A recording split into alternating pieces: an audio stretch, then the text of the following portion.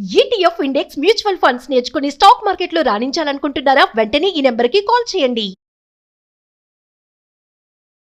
Hi hello నమస్తే, welcome back to Suman TV. ప్రస్తుతం మనతో పాటు ఉన్నారు స్టాక్ మార్కెట్ అనలిస్ట్ సుందరామ్ రెడ్డి గారు.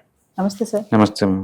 సార్, బోరింగ్ బిజినెస్ చాలా సింపుల్ కదా, అయినా సరే 99% పీపుల్ కాంప్లికేటెడ్ వైపే వెళ్తున్నారు. సో బేసికల్ బోరింగ్ బిజినెస్ అంటే సింపుల్ బిజినెస్ అంటే సొసైటీకి అవసరమైన simple business models and anybody can start at అనమాట, ఎనిబడి కెన్ స్కేల్ అప్ అనమాట. వాటిని మనం బోరింగ్ బిజినెస్ అంటారు. Example laundry. ప్రతి ఒక్కరికి లాండ్రీ కావాలి. ఇప్పుడు ఇవాళ రేపట్లో చాలా బిజీ లైఫ్ స్టైల్ ఏంటంటే ఇమీడియట్లీగా లాండ్రీ చేయాలంటే కుదరపోవచ్చు. సో సింపుల్గా కేజీకి 30-40 రూపీస్ తీసుకుంటారు. ఓకే, ఒక చిన్న మిషన్ కొనుక్కొని ఒక చిన్న రోడ్డు పక్కన ఉంటే చాలు, ఆటోమేటిక్గా బ్యాచిలర్స్ ఎక్కువ ఉన్న చోట మిషన్ తగిలిసి పెట్టామనుకుంటే వస్తూనే ఉంటుంది కంటిన్యూస్గా. అది సింప్లిఫైగా. రెండోది టీ సెంటర్స్. ఒక మంచి జంక్షన్లో కనుక టీ షాప్ లాంటివి ఉన్నాయనుకోండి, షాప్ ఓపెన్ చేస్తారు, 24/7 వస్తూనే ఉంటారు. ఈ college boring business. And parking LADS, ఎక్కడన్నా మనం ఆక్షన్ చేసి తీసుకున్నాం అనుకోండి, car parking, it's regular boring business, money వస్తూనే ఉంటాయి అనమాట అదే పనిగా. అలాగే కార్ వాషింగ్, ప్రతి ఒక్కళ్ళకి కార్ వాషింగ్ నీడ్ కావాలి. ఇలాంటి ఏంటంటే సింపుల్ బిజినెస్ మోడల్ అన్నమాట, సింపుల్ బిజినెస్ మోడల్స్ ఇవన్నీ కూడా. అలాగే ప్యాకర్స్ అండ్ మూవర్స్, ఏదైనా సిటీ మూవ్ బయటకు పోవాలంటే ఇవన్నీ. అలాగే వేర్ హౌసెస్, ఇవన్నీ అనమాట.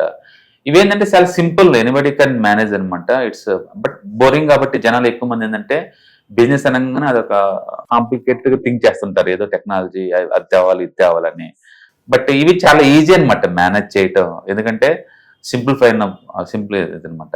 ఏదైనా ఇంపార్టెంట్ జంక్షన్ లో కనుక మనకి ఇల్లు ఉందనుకోండి, ఇప్పుడు ఈవెన్ వెండర్ ఏటీఎం మిషన్స్ కి రెంట్కి ఇచ్చినా సరే మన డబ్బులు వస్తూ ఉంటాయి. చిన్న చిన్న గదులు కట్టేసే ఏటీఎం వాటికి ఇచ్చిన, అలాగే ఏదన్నా ఆటోమేటిక్ టెల్లరీ మిషన్ అది ఆటైపోతే వాటికి ఇచ్చినా వస్తూ ఉంటాయి అనమాట అవి. అలాగే కన్సల్టెంట్స్ చిన్న చిన్న రూమ్ లాగా ఇచ్చినా సరే వస్తూ ఉంటాయి. అందుకని మనం లైఫ్ లో మోస్ట్ కాంప్లికేటెడ్ బిజినెస్ మోడల్కి వెళ్ళే బదులు ఇలాంటి రికరింగ్ జరిగే బిజినెస్ జరిగే వాటిని తీసుకోవటం వల్ల ఏంటంటే లైఫ్ స్మూత్ గా ఉంటుంది. అంటే చాలా మంది మనీ మేకింగ్ రహస్యం కూడా అదే యాక్చువల్గా. పొద్దున పోయి షాప్ ఓపెన్ చేసి కూర్చొని ఈవినింగ్ కల్లా 10,000-20,000 తీసుకుని వెళ్ళిపోతుంటారు.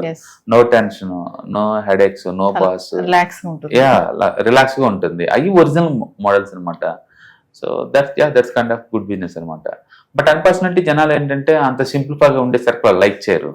ఏదో జాబ్లు అయితే ఎక్కువ వస్తుంది అన్నట్టు దూరంగా వెళ్తా ఉంటారు, అంటే కాంప్లికేటెడ్ రకాల థింగ్స్ చేస్తూ ఉంటారు. But these are good business models. 99% వాళ్ళు కాంప్లికేటెడ్ వైపు వెళ్తున్నారంటే సార్, జనాలకి ఏంటంటే ఈగో సాటిస్ఫాక్షన్ ఇంపార్టెంట్. నిజానికి అది మనీ స్మూత్ గా వస్తుందా లేదా వాళ్ళు చూసుకోరు అవి అలాంటి విషయాలు. ఛాలెంజింగ్ రోల్స్ కావాలనుకుంటారు. ఇందులో ఛాలెంజింగ్ ఏముంది చెప్పండి. ఇప్పుడు టీ కొట్టుంది అనుకోండి, ఇప్పుడు కౌంటర్ వైపు కూర్చుంటాను, జనాలు బాగున్న చోట అది. షాప్ ఓపెన్ చేస్తే పనులు పని చేస్తూ ఉంటారు, నేను జస్ట్ పనులు మేనేజ్ చేయడం అంతే కదా. బట్ ఇట్స్ బోరింగ్ ఓ పాయింట్ ఆఫ్ టైంకి వచ్చేసరికల్లా. అందుకని ఖాళీ కూర్చోలేక ఇలాంటిది కాదని చెప్పేసి ఇంకేదో బియ్యం చేయాలని ట్రై చేస్తారు. అంటే కాంప్లికేటెడ్ అయిపోయి ఫ్లాప్ అయ్యే ఛాన్స్ ఎక్కువ ఉందన్నమాట. అందుకని ఒక నార్మల్ బిజినెస్ ని కంటిన్యూస్ కొంటూ అంత ఈజీ కాదు. చాలా మంది ఎంప్లాయీస్ ఎందుకు రిజైన్ చేస్తారు అంటే ఒక స్టేజ్కి వస్తే వాళ్ళకి బోర్ కొట్టేసేది, ఇంకా సేమ్ పని చేయబుద్ధి కాదనమాట. అండ్ వాళ్ళ ఇంట్లో కూర్చుంటారు. అంటే డిఫరెన్షియేషన్ ఏముంటుంది సార్? బోరింగ్ బిజినెస్ లో కూడా మీరు చెప్తున్నారు కదా, మార్నింగ్ తీసి ఈవినింగ్ వరకు ఉన్న 10,000 వేసుకుని వెళ్తారు బ్యాగ్ లో అంటున్నారు కదా. అంటే హై రిటర్న్స్ ఎక్కువ వస్తాయనా కాంప్లికేటెడ్ వైపు వెళ్ళడానికి కారణం? నేను చెప్పాను కదా, ఛాలెంజింగ్ రోల్ కావాలి ప్రతి ఒక్కరికి. ఎవరికి వాళ్ళకి ఏంటంటే నేనంటూ ప్రూవ్ చేసుకోవాలి అని ఛాలెంజింగ్ రోల్ తీసుకోవాలని అనుకుంటారు. దాంతో కాంప్లికేటెడ్ గా వెళ్తా ఉంటారు. ఈ ట్రెడిషనల్ బిజినెస్ అన్ని కూడా లేదు, వాళ్ళ ఫాదర్స్ కి లేదా ఎవరికో ఇన్ఎఫిషియన్సీ ఉన్న ఫ్యామిలీ మెంబర్స్ వాళ్ళకి వదిలేసి వెళ్ళిపోతుంటారు వీళ్ళు. బట్ ఏంటంటే those are very good business models. Okay, cinema theatres ఏముంది, ఎక్కడన్నా మంచి సెంటర్ లో ఉంటే రెంట్కి ఇచ్చిన వస్తూనే ఉంటాయి అవి నిరంతరం, జస్ట్ వెళ్ళి కలెక్ట్ చేసుకొని రావటమే. ఇప్పుడు పారడైజ్ సర్కిల్ లో చూడండి, చిన్న చిన్న బిజినెస్ రోడ్డు పక్కన ఉంటాయి, వస్తూనే ఉంటాయి అవి నిరంతరం, తరతరాలు వస్తూనే ఉంటాయి. ఏం చేసే పని లేదు, వెళ్ళి కలెక్ట్ చేసుకొని రావటమే. ఈవెన్ రెంటల్ కూడా మంచి లొకేషన్ లో ఉన్న రెంటల్ ఇన్కమ్ కూడా నిరంతరం తరతరాలు వస్తూనే ఉంటాయి అవన్నీ.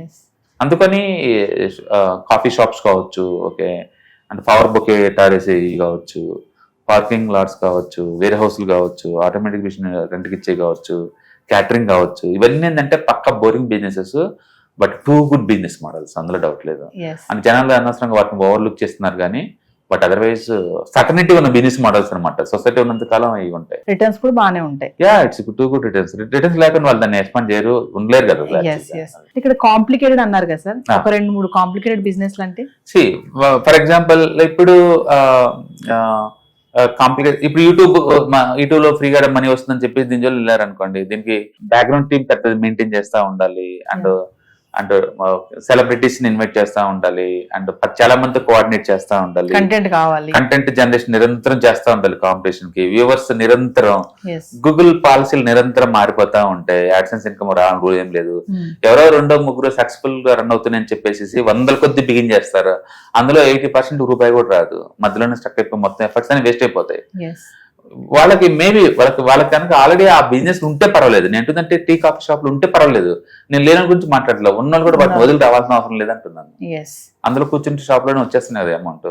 అట్లా కన్సల్టెంట్ కావచ్చు, చాలా ఉన్నాయి సొసైటీలో, చాలా బిజినెస్ మోడల్స్ అన్ని కూడా లేదు, కన్సిస్టెన్సీగా ఉంటాయి, కాకపోతే స్కేలబుల్ చేయలేవు దాన్ని.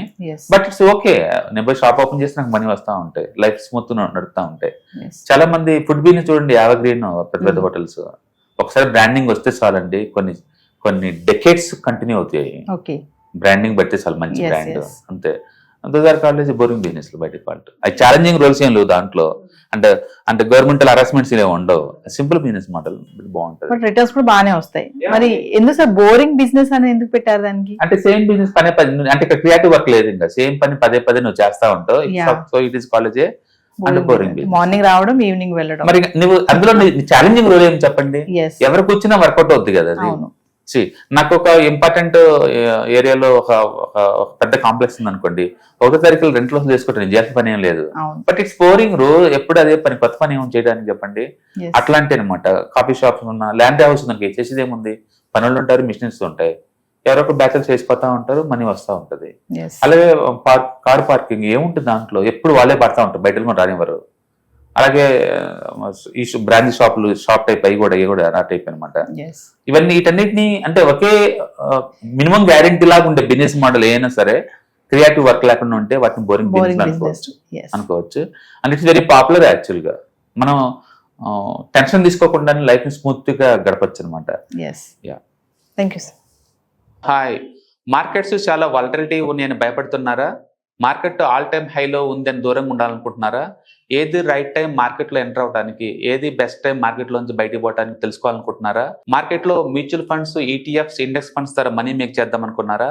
ఇలాంటి మీ డౌట్స్ కి క్లారిఫికేషన్ కోసం ఈ webinar. ETFs, index funds and mutual funds కోర్సులో జాయిన్ అవ్వండి, మీ డౌట్స్ క్లారిఫికేషన్ చేసుకోండి. Every month Saturday, Sunday and Monday conduct చేసే ఈ కోర్సులో మీకు ఈటీఎఫ్స్ అంటే ఏంటి, ఇండెక్స్ ఫండ్స్ అంటే ఏంటి, మ్యూచువల్ ఫండ్స్ అంటే ఏంటి, different type of ETFs, index funds, mutual funds అంటే ఏంటి, ఇందులో ఇన్వెస్ట్ చేయడం ద్వారా లాంగ్ టర్మ్ లో వెల్త్ ఎలా క్రియేట్ చేసుకోవాలా, షార్ట్ టర్మ్ లో ఎలా వెల్త్ క్రియేట్ చేసుకోవాలా, ఎనీబడి కెన్ ట్రేడ్ ప్రోగ్రామ్ ఎలా పార్టిసిపేట్ చేయాలా, ఇలాంటి అన్నిటికీ మీకు ఆన్సర్ దొరుకుతుంది. కాబట్టి మీకు ఎవరికన్నా ఇలాంటి వాటిలో వెల్త్ క్రియేట్ చేయాలని కనుక ఇంట్రెస్ట్ కనుక ఉంటే కింద స్క్రోల్ అవుతున్న నెంబర్ కి కాల్ చేయడం ద్వారా మీ సీట్ ని బుక్ చేసుకోండి. Thank you.